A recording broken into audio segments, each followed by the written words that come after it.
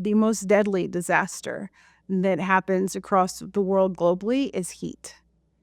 And so that's the biggest disaster. We see the largest fatality deaths, especially with people with disabilities.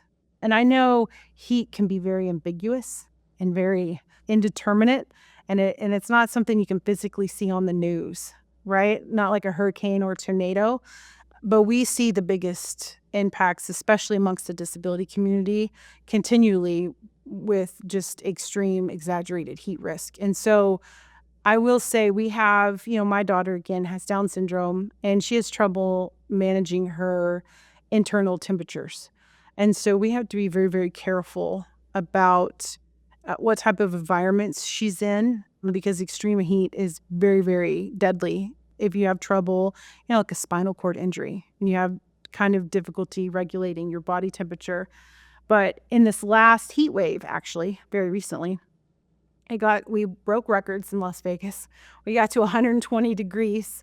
And, because of her condition, we have pre-planned and we have a thermostat in the house that sends us updates about the temperature of the house, right? Just as backup, just a safety of mind, because she lives independently. She's 21. And so, there's some times she gets to be at home by herself, just living her best young girl life.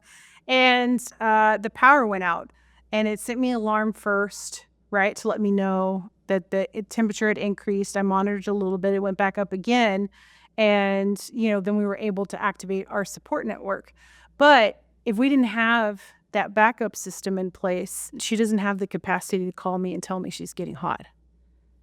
Right? So if I didn't have a way that I was alarmed that the house just didn't have temperature, it would have gotten up in the house probably very quickly to around 110 degrees, which is way over what she could regulate. And so, you just have to really, really think about these things when you're doing supportive care and when you're part of someone's network so that you're kind of setting yourself up for success to manage and mitigate some of this.